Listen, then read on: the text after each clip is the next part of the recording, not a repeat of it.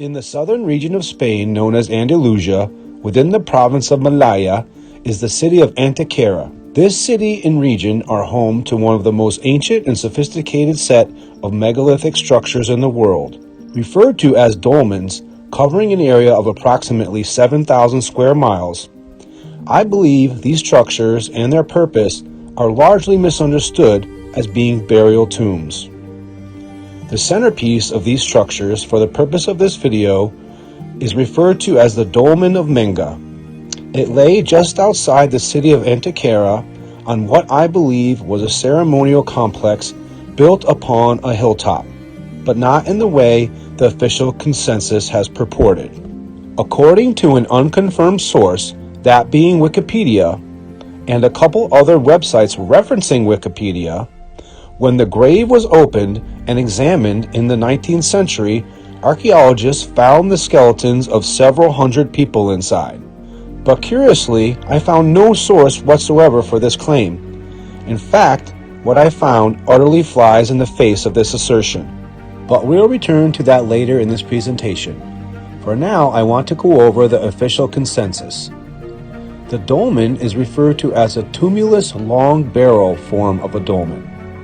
It's said to have been built sometime between 3,750 and 3,650 BCE.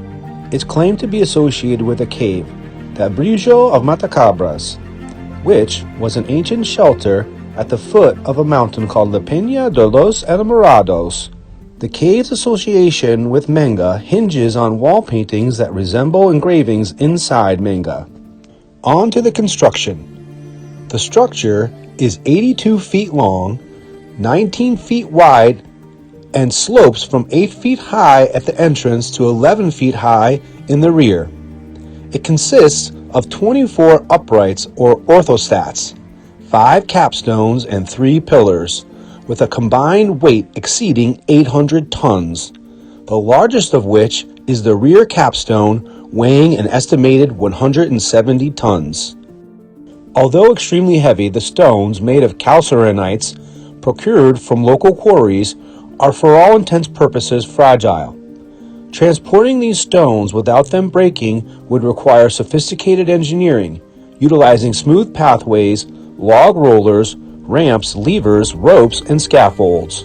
A trench was dug to place the stones up against, but to also act as a drainage system. Let's continue to watch this excerpt of an excellent reconstruction video from the official YouTube channel of the Dolmens of Antequera Archaeological Complex.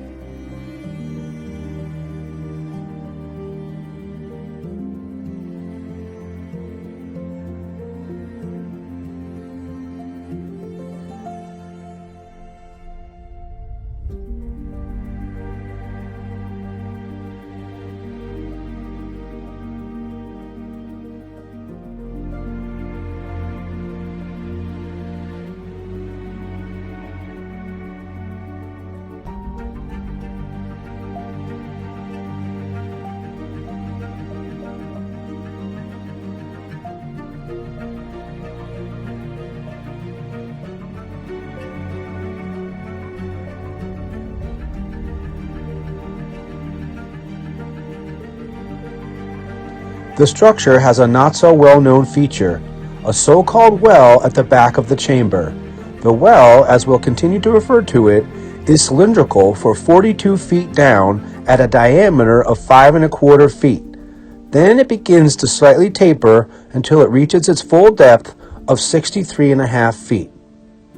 It has curious features all along its walls, niches for a purpose not quite understood, perhaps part of its initial construction, or placed there for future maintenance like footholds and hand grabs. When it was fully excavated in 2005, many artifacts were found, including but not limited to pottery shards, and most curiously, at a depth of 28 feet and 31½ feet, the complete remains of a dog and another 2 dogs, along with a horse, were found respectively. Although the C14 dating of the animal bones came back to the 18th century, pottery shards and artifacts were found all the way to the bottom of the well. Some of the pottery shards found at the top layer during the 2005 excavation of the well dated to the early 19th century. That's because the first known documented expedition of Menga, which is cited in multiple papers, is an 1842 expedition led by architect and amateur historian Rafael Mitjana. Raphael wrote of this expedition and excavation of Menga in his 1847 book titled Memory on the Druid Temple found near the city of Antequera, for it was his main thesis that the Druids were responsible for the dolmens in Antequera. He even had breakdowns of the varying types of classifications of dolmens. But I digress. The main interest for us all should be what state did he find it in, and what did he find? Here's what he said regarding the state he found it in. Quote, located in Antequera, whose description is the object of this report, this temple, to which the common people gave the name of Mengal Cave, was completely forgotten and obstructed by the accumulation of earth that almost filled it. But eager to return such a notable monument to archaeological sciences, I spared no care or work until it was cleaned, also putting some doors to protect it from the ill-intended people. End quote. And later on, quote, a digging has been made in the center of the cave under the great stone, a place where it was believed to find the remains of corpses, deepening from 20 to 26 feet, and nothing has been found. The same has happened with a gallery that has been made on the head wall that overlooks another pile of earth back of the cave.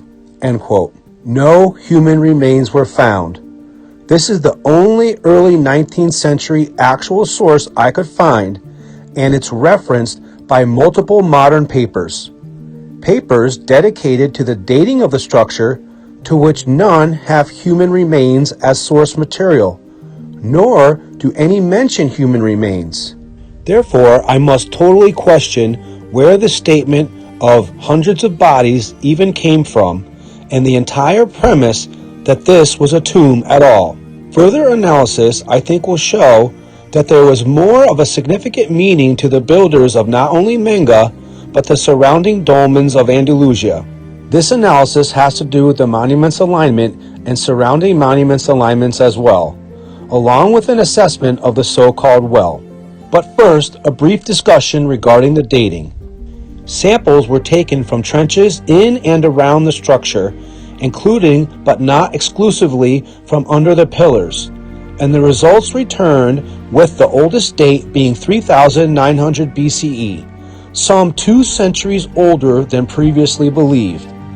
Coincidentally, a cave located within a mountain range just to the south of the Menga Dolmen, El Toro at El Torcal, in the same study showed was an earlier habitat that was abandoned due to an earthquake and collapse around the same time as the initial construction of Menga began.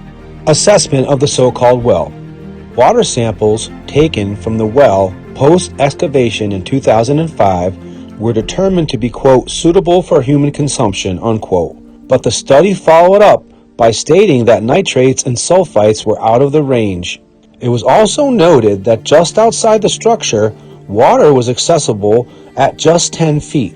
So why dig a well 83 feet deep? And why were artifacts found at the bottom of the well?